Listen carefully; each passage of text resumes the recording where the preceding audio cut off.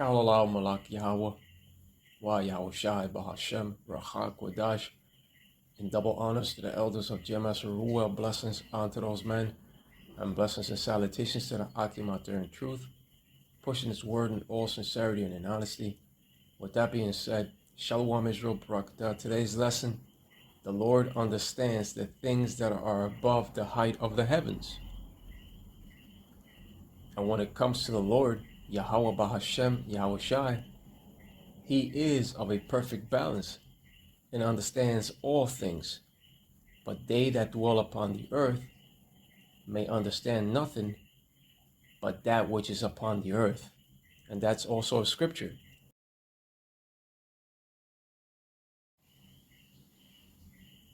But here we have that scripture of 2 Esdras 4:21 that says, "For like as the ground is given unto the wood, and the sea to his floods, even so they that dwell upon the earth may understand nothing but that which is upon the earth.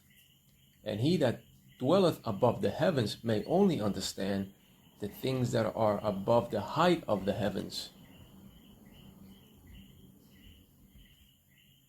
So the Lord, Yahweh Bahashem, Yahweh Shai, said things accordingly, according to his will. And when it comes to the Creator, Yahweh Bahashem, Yahweh Shai, he understands all things. The heavens are of the Lord, and the earth is also his. That's why the scripture of Deuteronomy 10:14 has said, "Behold, the heaven and the heaven of heavens is the Lord's, thy power. The earth also with all that therein is." You see? Now when it comes to the nation of Edom, they only understand those things of the earth. They were given the technology and the means to venture to a certain portion of space.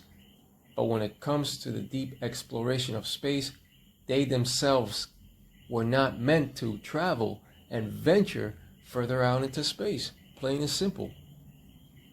The Lord has appointed his bounds that he cannot pass, according to the scripture of Job 14:5. You see? Remember that the earth was given into the hands of the wicked. So he's only going to understand the things of the earth. Even the earth itself hasn't been fully explored. There are some bounds that he cannot pass.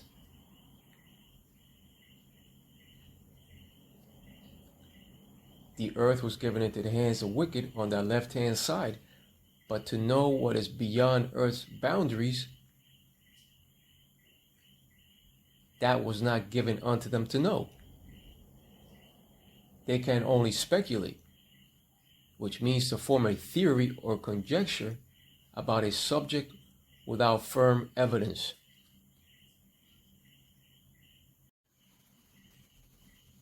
Now, when it comes to retired astronaut Don Pettit, he claimed that they do not have the technology to return to the moon, but that they used to possess the technology and that they destroyed that technology. So my point is this: they can keep track of all earthly archives, but then they claim to have destroyed their most prized possession on how to get to the moon? It makes no sense. Why would you destroy something so valuable such as that? Because they never set foot on the moon.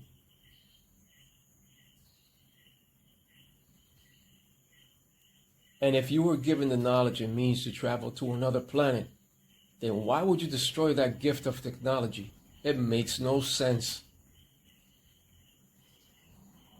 They could keep everything else in their archives from 1934 up to now, but they can't keep that, their most prized possession?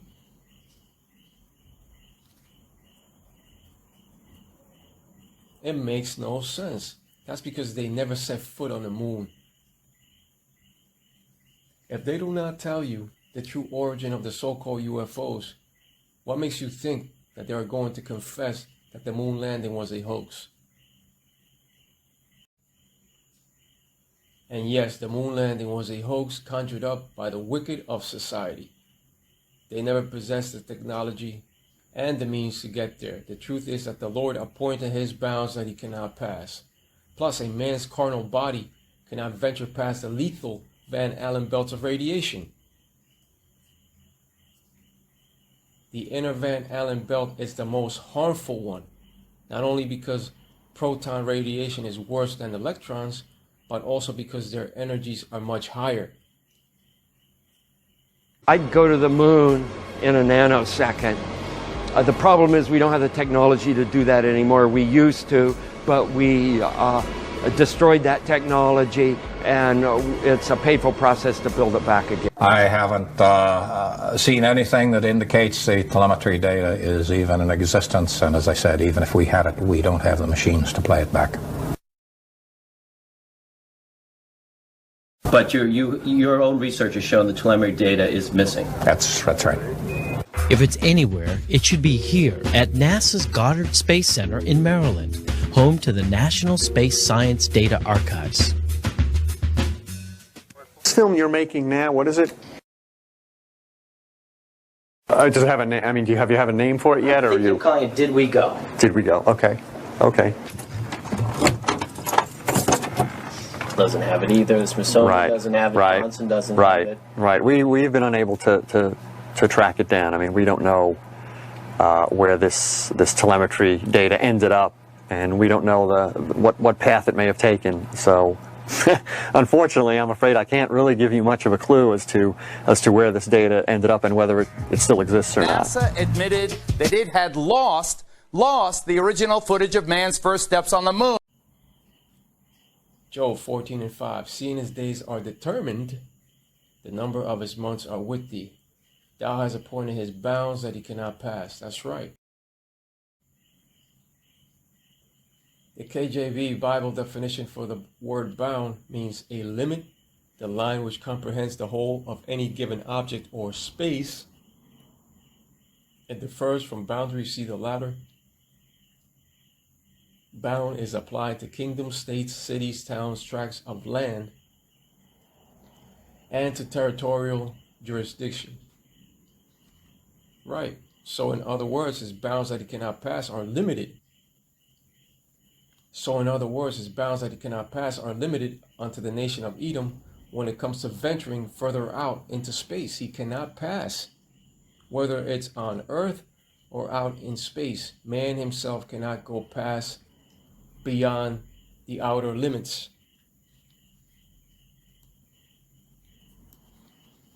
That shall be a job for true Israel, which consists of so-called Negroes, Latinos, Tainos, and Native American Indians. They shall colonize the other mansions. They claim to have set foot on the moon in 1969, and yet they struggle to put boots on the moon once again in these times. In these times of so-called advanced technology. It was not a giant leap, but a giant lie.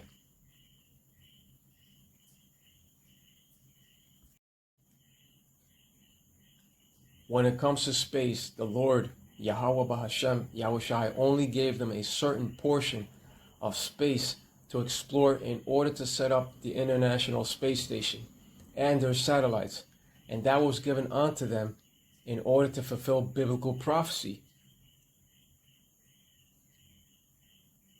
Because they had to set the satellites that's found upon the scriptures, the unicorn. They had to set that nest upon the stars in order for the Lord to bring them down. But when it comes to the understanding of the outer limits of space, that's the Lord's domain to understand, not man's.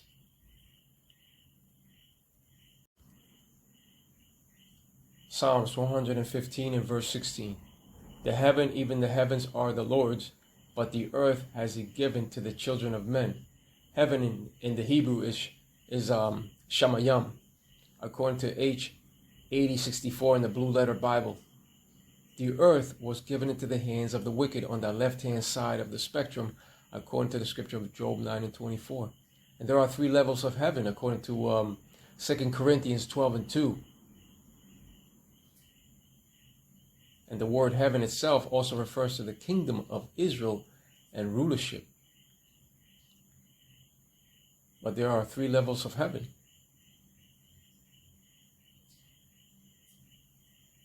According to 2 Corinthians 12:2. And the word dominion is another word meaning rulership. But just imagine if Esau Edom was to venture out into space and to visit and colonize other habitable planets. The same fate would happen to those other planets as it happened to this planet, to planet Earth. Just look at the current condition of the Earth, being destroyed on all levels.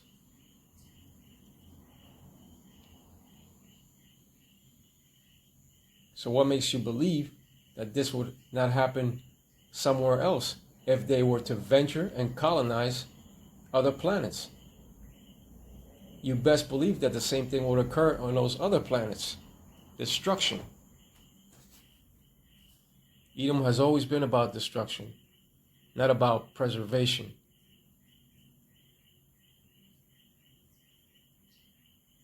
That's going to be true Israel's job, which consists of so-called Negroes, Latinos, Tainos, and Native American Indians.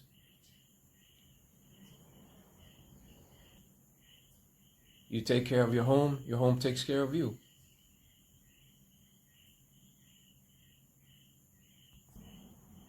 And when the Israelites take power, the true Israelites, the earth shall yield so much food, real food, not that garbage GMO that the people are eating right now.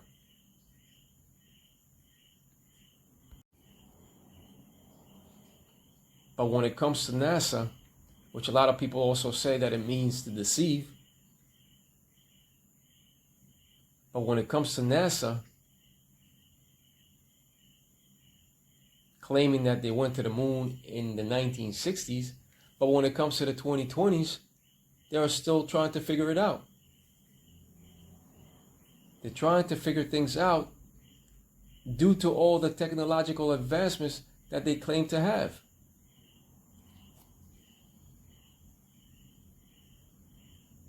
You would think that in these times, with those so-called advanced technological advancements, you would have had it figured out by now, but no. They never went to the moon because man himself cannot pass the bounds of this earth, let alone the lethal Van Allen radiation belt as well. It's lethal unto the body. That privilege of colonization of the other planets belongs to true Israel, which consists of so-called Negroes, Latinos, and Native American Indians. You are the true 12 tribes of Israel, you see? And the Bible speaks of the other planets. Let's go over to John 14:2.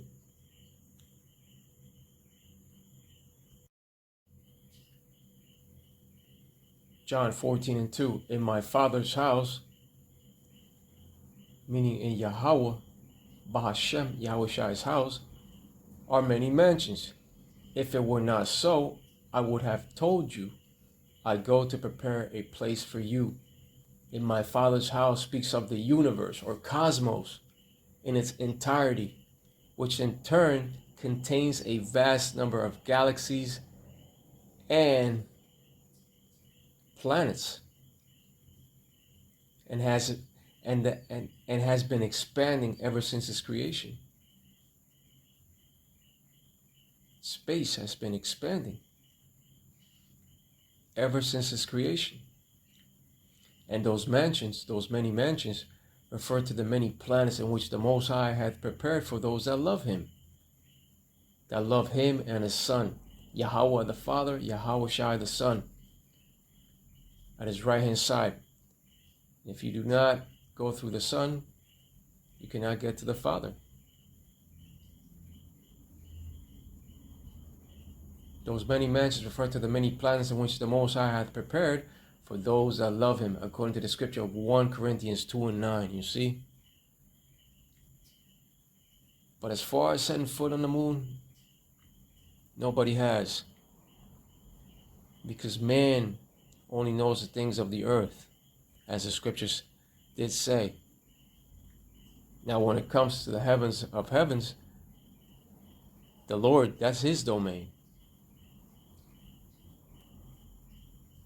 And when those men of the Lord get that spiritual power and those chariots to fly to the other mansions, that's when it's going to be made possible.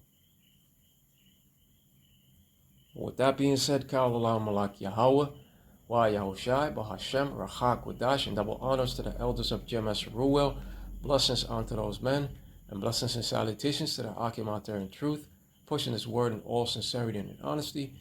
With that being said, Shalom Israel, Barakatah. Shalom.